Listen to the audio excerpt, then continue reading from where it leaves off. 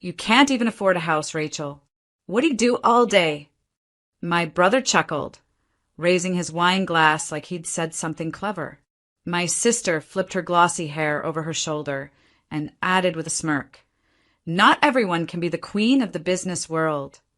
Laughter rippled around the room. Even my mother let out a soft chuckle, though she tried to disguise it behind her napkin. My father, ever the enabler, clinked his glass with my sisters and said, Some people were just born to succeed. I sat at the end of the dining table, alone in every sense of the word. The expensive chandelier above us flickered slightly, casting golden light over their smug faces.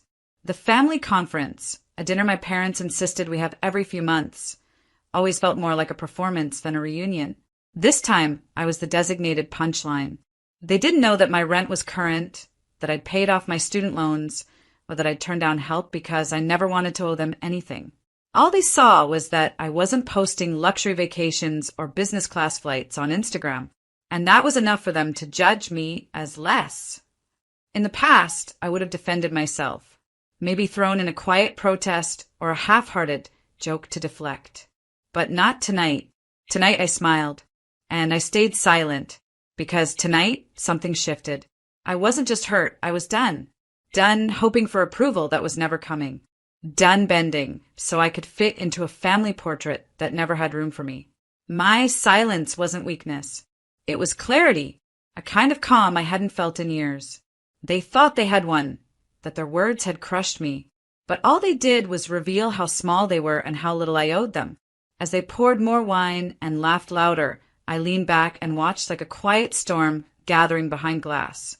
They had no idea that the girl they mocked was about to remind them who she really was, and what she actually owned.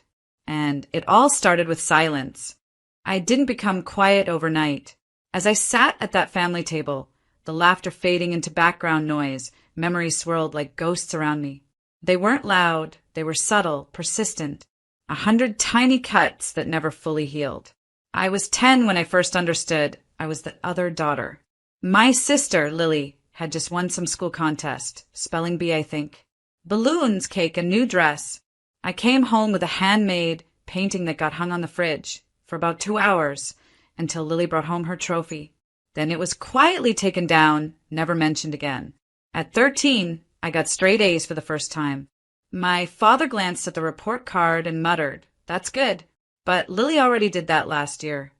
I nodded, pretending I wasn't hoping for a simple, I'm proud of you.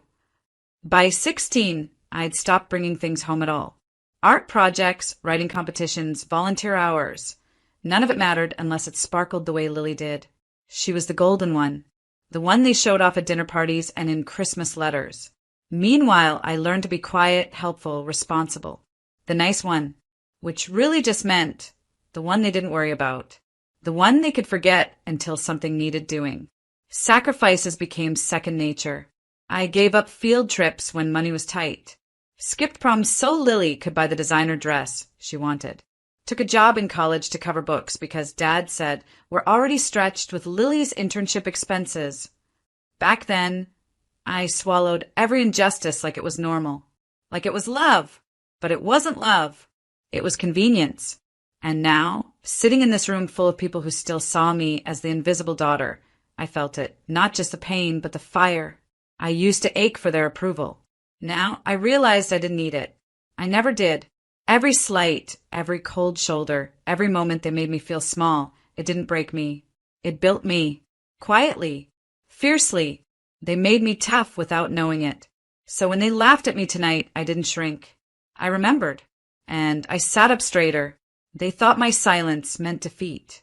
But it wasn't silence. It was power. The power of someone who spent her entire life learning to endure, who finally realized she doesn't have to anymore. I wasn't the second best daughter. I was the woman they never saw coming. I left the family gathering before dessert. No dramatic exit. No thrown wine glass.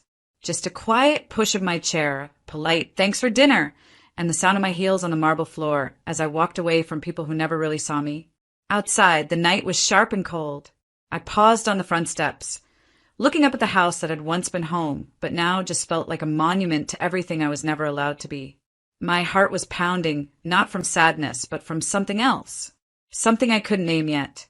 I got in my car and sat in silence for a while, staring at my reflection in the rearview mirror. My mascara had smudged just slightly under my eyes. My face looked tired but focused. I wasn't crying. Not tonight. That surprised me. Humiliation has a strange way of clearing things up. The laughter still rang in my ears, but so did something else. The sound of my own silence. It hadn't been a surrender. It had been a decision. For years, I'd bent myself in half to earn scraps of acknowledgement. I sacrificed time, comfort, even self-respect, trying to prove I was worth being proud of. But that night, it all snapped. Not in anger, not in rage, but in purpose. I went home, kicked off my shoes, made a cup of tea, and opened my laptop. On the screen were the files I'd been building quietly for years. Business plans, property leads, rental contracts, side hustles, investments, learning platforms I'd taken at midnight while working a 9 to 5. While Lily flaunted luxury brands and company launches handed to her by our parents' connections, I'd been building quietly, imperfectly, but with grit. And they had no idea. I revisited the plan I'd shelved months ago because I was too scared, too tangled in what if they think I am a failure. That night, I opened it with fresh eyes. Something inside me clicked. The rejection wasn't a dead end. It was a beginning. Every insult they'd thrown, every backhanded compliment, every time they called me responsible like it was a curse, it all turned to fuel. I wasn't going to try to impress them anymore. I was going to surpass them. And I wouldn't need applause when I did. That night, something shifted in me. The girl who used to crave their approval was gone. In her place stood someone else. Someone sharper, bolder, and no longer afraid. I didn't need them to see me. I needed to see myself. And finally I did. They never asked how I was doing. Not really.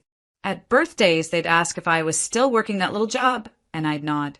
No one asked what it really took to pay my rent, keep my fridge stocked, and cover my student loans. No one asked how tired I was or how long I stayed up studying after working a double shift. They just assumed I was fine. I was always the independent one. Translation, not worth worrying about.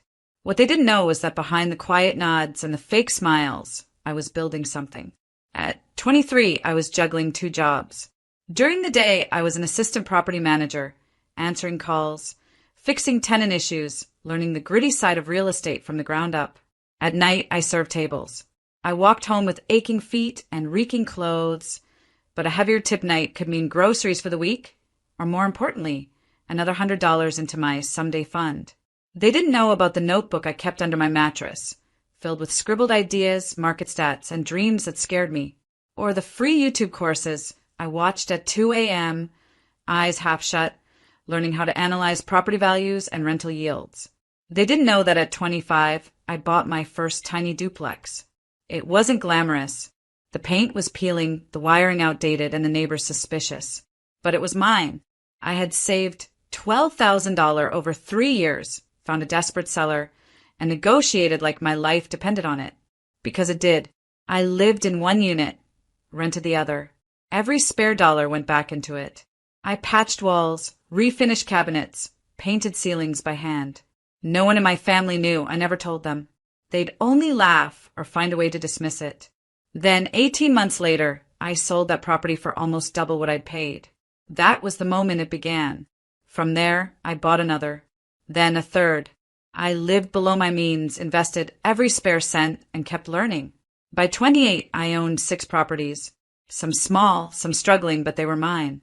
I managed them myself, signed the leases, called the plumbers, dealt with midnight emergencies. Every time they called Lily a business genius, I was handling evictions and writing up contracts. And I never once brought it up at family dinners. Not because I was ashamed, but because I realized they'd never cared enough to ask. They didn't see me. Not really. I could have told them I owned 10 buildings, and they'd still ask how Lily's new social media campaign was going. So I stopped needing them to notice. I built in silence. I grew in silence. And one day, the empire they ignored would become the ground they stood on. They had no idea, but they would. I smiled at the conference table, but behind my smile lived 1,000 quiet battles. As they laughed and passed judgment on my life, I kept thinking, "You've never asked me a single real question." Not once. Not when I skipped prom because we couldn't afford the dress.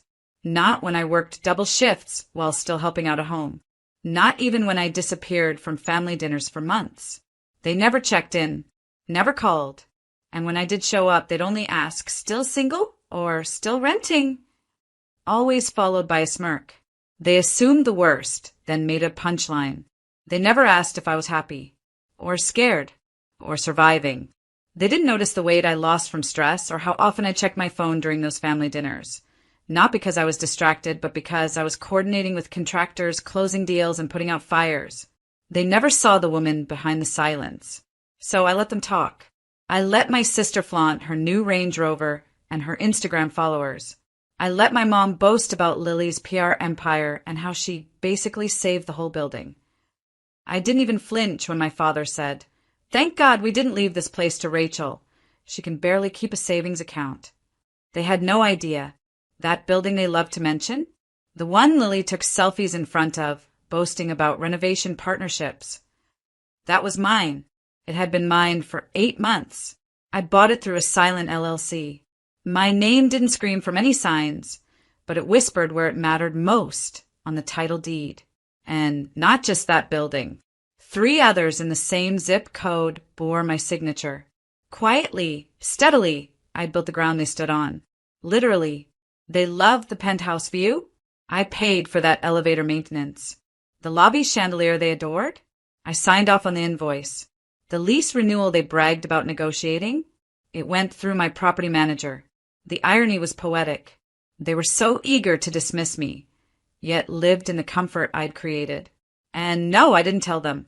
Not yet. I wasn't after applause. I didn't want their validation. I wanted peace. And owning that building gave me more peace than their compliments ever could.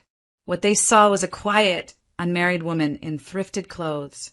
What they didn't see was the title deed folded neatly in my purse.